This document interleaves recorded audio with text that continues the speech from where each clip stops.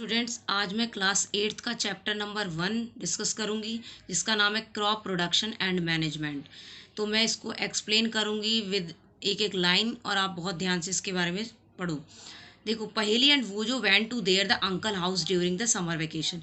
पहेली और बूजो गर्मियों की छुट्टी में अपने अंकल के घर पे गए। तो uncle is a farmer. Uncle क्या थे? फार्मर थे। तो उनके पास उन्हें कई तरह के टूल्स मिले, औजार देखने को मिले। खुरपी, फिर उसके बाद है सिकल, और फिर सावल, प्लग, ये सारे जो फील्ड में लगे होते हैं, काम करने के लिए यूज़ किए जाते हैं। तो अब सबसे पहले इम्पॉर्टेंट बात है कि जो लिविंग ऑर्गेनिज्म है उसको फूड की ज़रूरत क्यों पड़ती है। ठीक है, तो सबसे पहले ये है कि जो फूड बना कौन सकता है। तो आपको पता होगा, जो प्लांट्स होते हैं वो फूड प्रिपेयर करते हैं, कौन सी प्रोसेस से करते हैं? फोटोसिंथेसिस से करते हैं। तो प्लांट्स तो अपना फूड खुद प्रिपेयर करते हैं, लेकिन एनिमल्स क्या करते हैं? उस पर डिपेंड होते हैं। किस पर? प्लांट्स पर। डायरेक्टली भी डिपेंड हो सकते हैं, इनडायरेक्टली भी डिपेंड हो सकते हैं। जैसे आपने देखा होगा कि प्लांट्स, आपने अगर कुछ भी सब्जी खाई, जैसे मान लो आपने पालक खाया, तो आप पालक किससे? पालक आपने जो खाया वो क्या है? एक प्लांट है। तो इस तरीके से आपने डायरेक्टली प्लांट को लिया। ठीक है। और अगर मान लो आपने पनीर खाया, तो पनीर क्या है? पनीर कहाँ से आया? दूध से बना। तो दूध कहाँ से आया? एनिमल्स से। तो इस तरीके से आप प्लांट पर डायरेक्ट डिपेंड होते हो, और एनिमल्स पर आप इनडायरेक्टली भी डिपेंड होते हो। तो इस तरीके से हम कह सकते हैं कि जो प्लांट्स हैं वो खुद प्रिपेयर करते हैं फूड, और जो एनिमल्स होते हैं वो डिपेंड करते हैं, जो डिपेंड करते हैं प्लांट्स पर भी और एनिमल्स पर भी। तो इसके बाद है, फिर हम बताते हैं कि हमें जो फूड की ज़रूरत होती है वो कई तरह की एक्टिविटी के लिए चाहिए होती है, जिससे हमें एनर्जी मिलती है। फूड जो हम खाएंगे उससे हमें एनर्जी मिलेगी, और हम कई तरह की एक्टिविटी कर पाएंगे। जैसे कौन कौन सी एक्टिविटी हो गई? डाइजेशन हो गई, रेस्पिरेशन हो गई, एक्सक्रिएशन हो गई। डाइजेशन मतलब फूड का पचना। रेस्पिरेशन मतलब है सांस लेना। ठीक है। ऑक्सीजन का मतलब डिग्रेडेशन होना, टूटना। एक्सक्रिएशन वेस्ट मटेरियल को बाहर निकालना। तो इन सारी प्रोसेस को करने के लिए आपको एनर्जी की ज़रूरत होती है, और वो एनर्जी आपको मिलती है फूड से। अब हम पढ़ेंगे कि एग्रीकल्चर प्रैक्टिसेस क्या होती हैं। एग्रीकल्चर प्रैक्टिसेस में पढ़ने से पहले मैं आपको बताती हूँ कि इसमें जो दे रखा है एक फैक्ट, कि 10,000 BC से पहले लोग जो पुराने पीपल्स होते थे वो अपने फूड को सर्च करने के लिए इधर से उधर भटकते रहते थे। तो इस तरीके से क्या हुआ, धीरे धीरे धीरे धीरे क्रॉप का इन्वेंट हुआ। तो क्रॉप क्या होती है? क्रॉप क्या होती है कि when plant to some kind that are cultivated at one place on large scale are called crop। Crop क्या होता है कि जब एक ही तरह के प्लांट्स को एक लार्ज स्केल पर एक ही जगह पर उगाया जाता है, तो हम उसे बोलते हैं क्रॉप। जो क्रॉप होती है वो आपने देखा होगा, क्रॉप कई तरह की होती है। क्रॉप सीरियल्स क्रॉप्स होती हैं, मतलब जैसे कह सकते हैं अनाज वाली क्रॉप्स हो गई, जैसे गेहूँ हो गया, धान हो गया। वेजिटेबल्स क्रॉप्स होती हैं, फ्रूट्स भी होते हैं। तो ये सारी क्रॉप्स के डिफरेंट टाइप्स हैं। अब जो हमारा जो इंडिया है वो वास्ट कंट्री है, और इसमें क्या हो, climatic condition day by day change होती हैं। जैसे टेम्परेचर चेंज होना, ह्यूमिडिटी चेंज होना, रेनफॉल आना, तो हर रीजन पे अलग अलग होती है।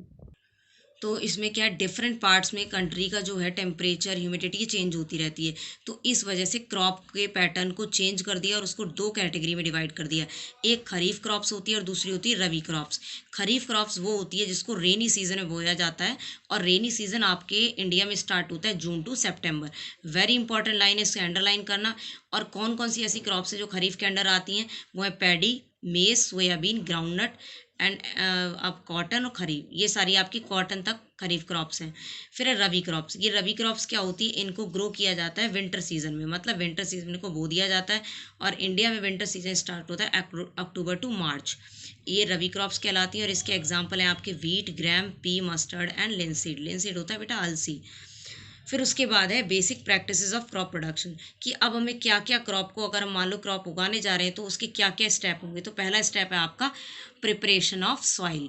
सबसे पहले आप सॉइल को प्रिपेयर करोगे। दूसरा स्टेप है आपका सोइंग, आप बीज को बोओगे खेतों में। फिर तीसरा स्टेप है आपका एडिंग मैन्यूर एंड फर्टिलाइजर, आप उसमें क्या करोगे, खाद या उर्वरक को ऐड करोगे सॉइल के अंदर।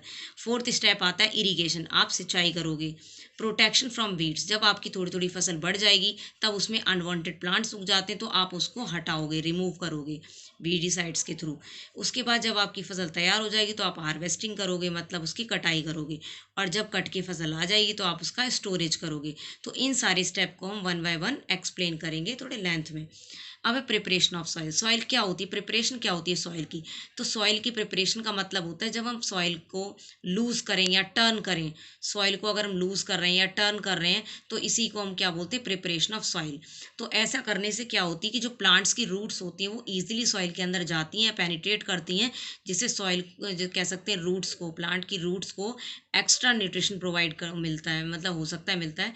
कहने का मतलब है कि आपको पता है कि जो सॉइल की लेयर्स होती हैं 5 लेयर्स, तो उसमें जो ओ लेयर होती है, जो टॉप सॉइल, उसमें ह्यूमस का अमाउंट बहुत ज़्यादा होता है, तो वहाँ तक तो जाती है। उसके नीचे जितने भी और लेयर्स हैं उसमें मिनरल्स बहुत ज़्यादा होते हैं।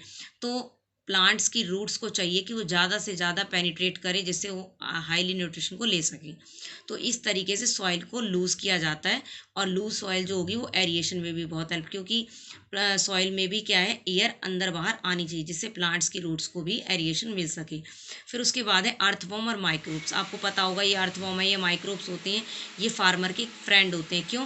क्योंकि आपने देखा होगा जितनी भी टूटी फूटी जो लीव्स होती हैं या एनिमल एक्सक्रिएटा होता है, वो क्या करते हैं, अर्थवॉर्म और माइक्रोब्स क्या करते हैं, सॉइल में डिग्रेड कर देते हैं और एक क्या, मैन्योर कन्वर्ट कर देते हैं मैन्योर में।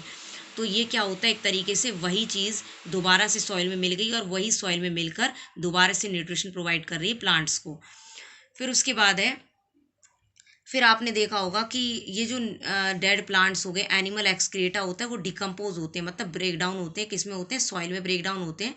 और इनको ब्रेक डाउन करने के लिए ऑर्गेनिज्म, मतलब कौन कौन सी, माइक्रो ऑर्गेनिज्म, या हम कह सकते हैं अर्थवर्म, ये हेल्प करते हैं।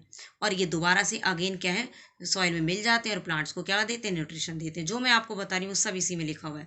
उसके बाद है कि आपने देखा होगा ये टर्न कर रहे हैं या लूज कर रहे हैं सॉइल को, तो ये क्या है, सॉइल जो हम कर रहे हैं ये प्लांट्स के लिए बहुत बेनिफिशियल होती है। तो यहाँ पर एक डेफिनेशन एरर होती है कि प्लगिंग या टिलिंग क्या होती है, तो the process of loosening and turning of the soil, कि आप सॉइल को लूज कर रहे हो या टर्न कर रहे हो, पलट रहे हो, तो इस प्रोसेस को हम बोलते हैं प्लगिंग। फिर उसके बाद ये प्लगिंग जो करी जाती है वो एक इंस्ट्रूमेंट होता है, एक कह सकते हैं टूल होता है, जिसे हम बोलते हैं प्लग। ये जो प्लग होता है वो दो चीज़ों से बना होता है, वुड से भी बना हो सकता है या आयरन से भी बना हो सकता है। और इसमें क्या है, प्लगिंग प्लगिंग करने से पहले आपको याद होना चाहिए कि आपकी जो सॉइल है वो ड्राई नहीं होनी चाहिए। तो अगर ये ड्राई है तो उसको आपको पहले गीला करना पड़ेगा, मतलब उसमें वाटर डालना डालना पड़ेगा, जिससे क्या होगा कि वो इजीली प्लगिंग हो सकेगी उसमें। उसके बाद जब आप प्लग करोगे तो उसमें क्या है कि सॉइल के बड़े बड़े क्रैम्प्स बन जाएंगे, मतलब बड़े बड़े पत्थर जैसे बन जाते हैं। तो उसको तोड़ने के लिए आपको क्या है, उसको जितना ज़्यादा ब्रेक डाउन करोगे, जितनी महीन कर सकोगे, उतने ही ज़्यादा कह सकते हैं प्लांट्स की रूट के लिए सफिशिएंट होती है, बहुत अच्छी मानी जाती है। फिर उसके बाद क्या है कि जब खेत पूरा ऊबड़ खाबड़ सा पड़ा होगा तो आप उसको लेवल करोगे। तो लेवल करने के लिए क्या होते हैं, लेवल कह सकते हैं, ये आपको देख रहे हो यहाँ पर समटाइम यहाँ पर लेवलर होते हैं जो क्या करते हैं, लेवल करते हैं सॉइल को। उसके बाद क्या है कि जिस तरीके फिर हमारा क्या है, इस तरीके से मैं आपको 3 स्टेप और बताऊंगी कौन कौन से ऐसे टूल हैं जिससे क्या किया जा रहा है, प्लगिंग की जा रही है। तो फर्स्ट स्टेप है आपका, तो मैंने अभी भी आपको बताया था प्लग क्या होता है। प्लग जो है वो दो चीज़ों के काम आ रहा है। पहला क्या कर रहा है, वो रिमूव कर रहा है वीड्स को, मतलब अनवांटेड प्लांट्स को हटा भी रहा है, और दूसरा क्या कर रहा है, लूज और टर्न भी कर रहा है सॉइल को। ठीक है, तो इसमें जो प्लग में क्या होता है, इसमें पेयर ऑफ बुल्स लगे हुए होते हैं और एक कंट्रोल करने के लिए एक आदमी होता है जो उसको क्या करता है, कंट्रोल करके चलता है। तो ये क्या होता है, स्ट्रॉन्ग ट्राइंगुलर आयरन स्ट्रिप लगी होती है, इसे प्लग शायर बोलते हैं। और मेन जो पार्ट होता है वो प्लग जो लॉन्ग वुड का बना होता है उसे हम बोलते हैं प्लग शैफ्ट। और दूसरा जो हैंडल होता है, इसमें क्या होता है, एक हैंडल का जो बीम होता है वो बुल की नेक पर होता है। फिर उसके बाद है हो जो होता है वो भी एक इंस्ट्रूमेंट है और एक सिंपल टूल होता है। इसका भी दो ही काम होते हैं, एक तो ये रिमूव करेगा वीड्स को और दूसरा लूज या टर्न करेगा सॉइल को। तो ये भी, इसमें लॉन्ग रॉड ऑफ वुड होता है, मतलब एक लंबी सी वुड की एक डंडी होती है और एक बैंड प्लेट लगी होती है इसके एक्सिस पर। तो आप देख सकते हो ये होगा एक स्ट्रक्चर है, ठीक है, एक हैंडल है ये, फिर इसके बाद ये बीम लगी है, एक बैंड प्लेट है जो ट्राइंगुलर शेप में है। फिर उसके बाद होता है कल्टीवेटर, इसका थर्ड स्टेप, मतलब कह सकते हैं थर्ड एक टूल है कल्टीवेटर।